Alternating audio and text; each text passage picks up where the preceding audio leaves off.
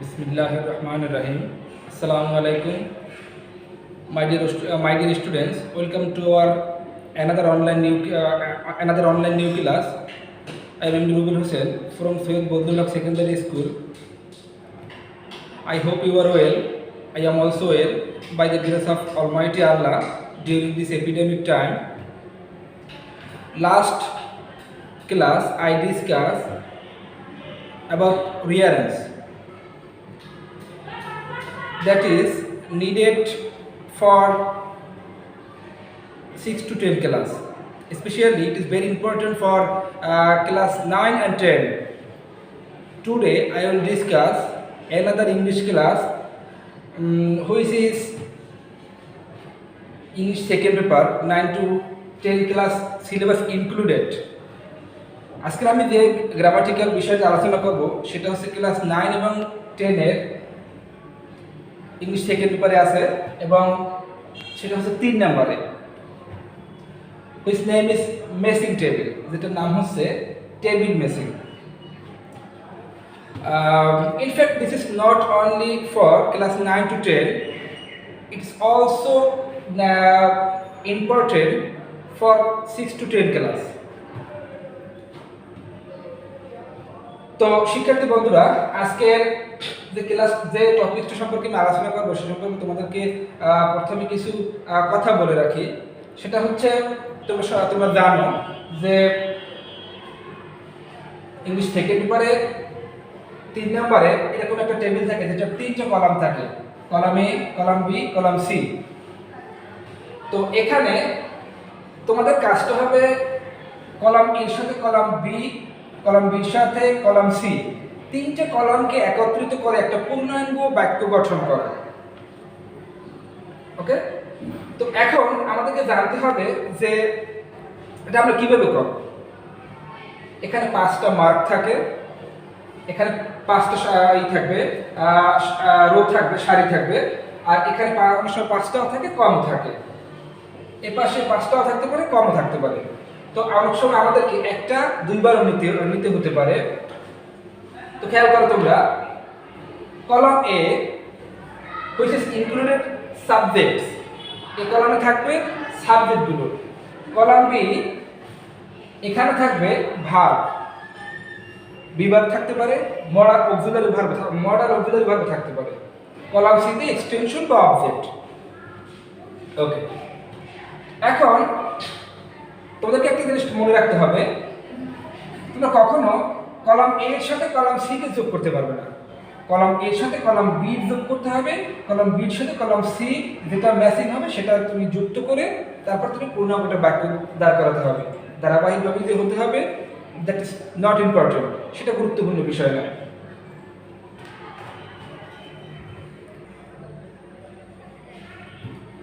ওকে, তো এখন সাবজেক্টের কিছু বিষয় আছে এবং অবজেক্টের কিছু বিষয় খেয়াল করতে হবে, যেগুলো করলে তুমি খুব সহজে you can give answer easily, তুমি খুব সহজেই আনসার করতে পারবা যদি তুমি এর সম্পর্কে ভালো ধারণা থাকে.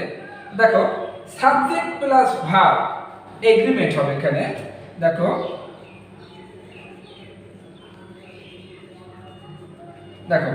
সাবজেক্ট প্লাস ভার্ব এগ্রিমেন্ট ইংলিশে মূলত আসলে ইন্টাররিলেটেড, একটা সাথে একটা সম্পৃক্ত. দেখো এখানে এটা আমরা টেবিল করতে দিয়ে আমরা ভার্ব এগ্রিমেন্টে চলে আসছি. ঠিক আছে, সাবজেক্ট প্লাস এগ্রিমেন্ট. তো দেখো এখানে যে কাজটা আমাদের করতে হবে সেটা হচ্ছে এই যে সাবজেক্ট, এখানে এই সাবজেক্টটার সাথে এই ভার্বটা যে যুক্ত করবো আমরা, এখন কোনটার সাথে কোনটা যুক্ত করবো এই জন্য আমাদের ভার্ব এগ্রিমেন্ট জানতে হবে. তো ভার্ব এগ্রিমেন্টটা কি আমি সংক্ষেপে বলি. ভার্ব এগ্রিমেন্টটা হচ্ছে সাবজেক্ট যদি সিঙ্গুলার নাম্বার হয় ভার্বটাও হবে সিঙ্গুলার, যদি সাবজেক্টটা প্লুরাল হয় তাহলে ভার্ব এগ্রিমেন্টটাও প্লুরাল হবে.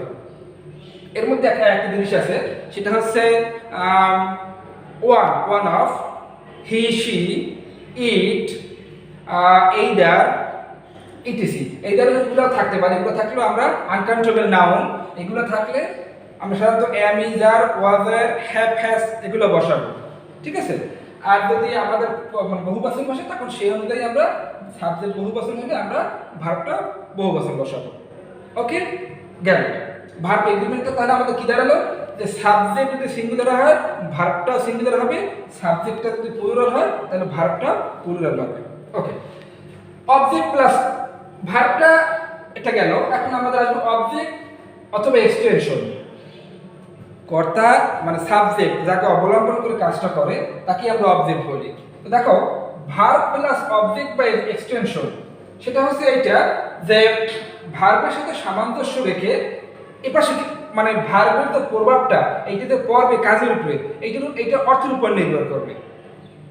ভার্বটা মানে বা এই ভার্বটার কাজটা মানে এই পাশে যে আমরা বসাবো যেটা নেব এই বি কলামের সাথে সি কলামে, সেটা আমরা দেখতে হবে যে এই ভার্বের প্রভাবটা কোনটার উপর ঠিকঠাক মতো পড়ে, সেই অনুযায়ী আমরা এটা বসাবো।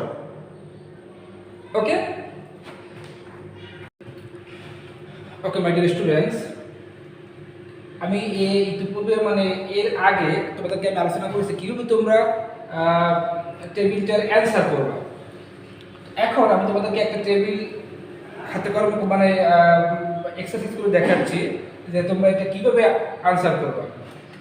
দেখো তোমাদের টেবিল এভাবে কোশ্চেনে দেওয়া থাকবে, তোমরা এটা answer to the question number 3 লিখে তারপর তোমরা করবে কি এই রোমান সংখ্যা দিতে পারো অথবা এ নাম্বার বি নাম্বার দিয়ে এভাবে তোমরা লিখতে পারো।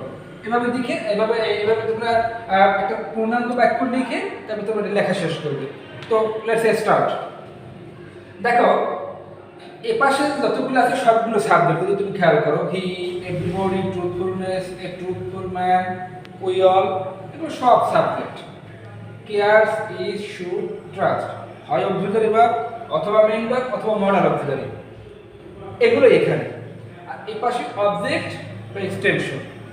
দেখো আমরা এটা এখন করবো। তো বিষয়টা হচ্ছে তোমাদেরকে একটা জিনিস মাথা খেয়াল রাখতে হবে যে সেটা হচ্ছে তোমরা এই পাশ থেকে এই পাশে যেতে পারবে না, প্রথমে পাশ তারপরে পাশ তারপরে পাশ, তিনটে পাশ মিলিয়ে একটা পূর্ণাঙ্গ বাক্য গেল এটা।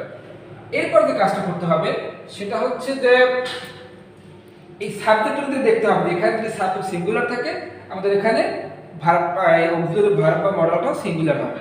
তো দেখো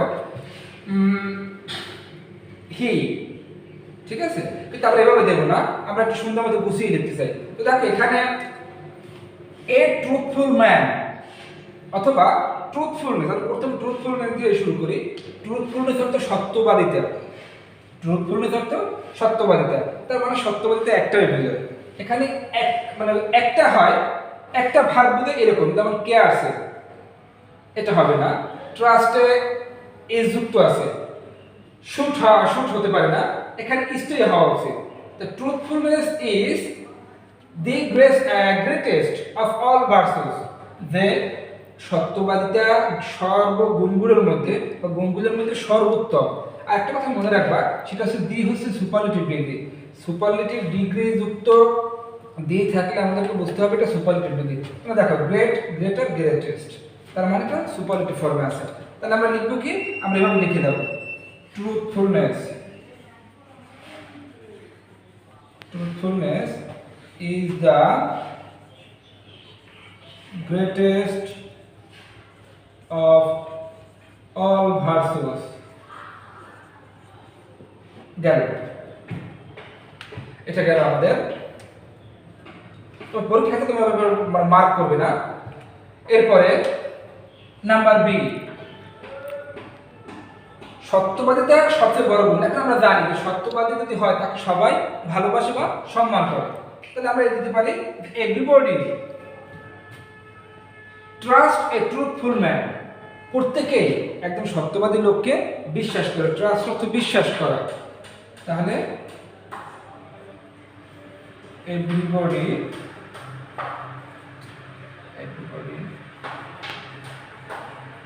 trust truthful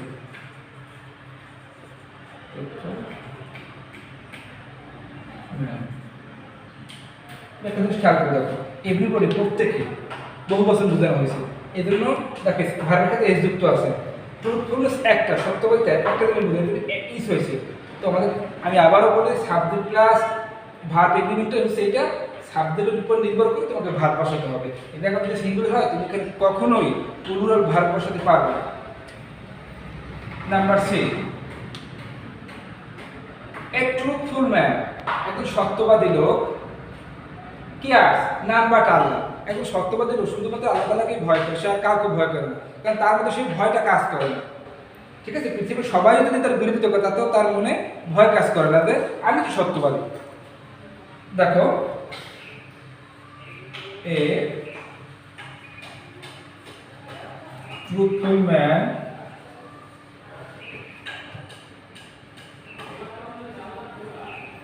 cares none but Allah. Okay, number 4 শুধু দুইটা আছে, হি আর উই অল। তো দেখো উই অল, এখন বাকি থাকে শুধু এইটা আর এইটা আছে আর আছে এইটা। তো দেখো আমরা দিতে পারি এখন he is sincere to, sincere to নিয়মানুবর্তিশীল, যে সত্যবাদী লোক সে কিন্তু নিয়মানুবর্তিশীল হয়। তোমরা দেবো কি, দেখো হি ইজ সিনসিয়ার টু, সে নিয়মানুবর্তিশীল। দেখো হি একজন বুঝাইছে, এরপর কিন্তু ইজ তো বসছে। আরেকটা জিনিস খেয়াল করো, 5টা বাক্য তৈরি করতে হবে, এখানে আছে 4টা, তাহলে আমাদের অবশ্যই কিন্তু একটা দুইবার নিতে হবে, এতে কোনো সমস্যা নেই। তো গেল এটা। Number E 5 number, only one rest, সেটা হচ্ছে উই অল। তো উই অল আমরা আমাদের সকলের শুড উচিত, কি উচিত, রেসপেক্ট টু ট্রুথফুল ম্যান, যে আমাদের সবারই একজন সত্যবাদী লোককে সম্মান করা উচিত। উই অল শুড, আমাদের সকলের উচিত, respect a truthful man. So my dear students, if you have noticed this question, you have noticed that all column A, which is refers on each singular subject, then we put singular verb or modal auxiliary, and where is plural we put plural verb, অর্থাৎ আমরা যেখানে singular সাবজেক্টগুলো আছে সেখানে singular verb বসাইছি, আর plural সাবজেক্টগুলো থাকলে আমরা এবারে প্লুরাল ভার্ব বসাইছি। তবে একটা গুরুত্বপূর্ণ বিষয় উই অল শুড রিমাইন্ড, আমাদের সবার মনে রাখা উচিত, সেটা হচ্ছে ইংলিশের অর্থটা খুবই জরুরি বিষয়। If you are unable to understand the meaning, যদি তুমি অর্থ বুঝতে মানে সমস্যা অনুভব করো বা যদি ব্যর্থ হও, তাহলে সেটা করা তোমার জন্য খুব ক্রিটিক্যাল বিষয়। কারণ তুমি একবারে সাবজেক্টে যদি ভার্ব বসালা, কিন্তু তোমার অর্থটা কোথায় গিয়ে দাঁড়াবে সেটা তোমাকে মাথায় রাখতে হবে। Okay, so today no more today my dear students. আমাদের পরবর্তী ক্লাসে আশা করি আবার তোমাদের সাথে দেখা হবে। সো আদার নয়, তো সবাই ভালো থাকো, সুস্থ থাকো।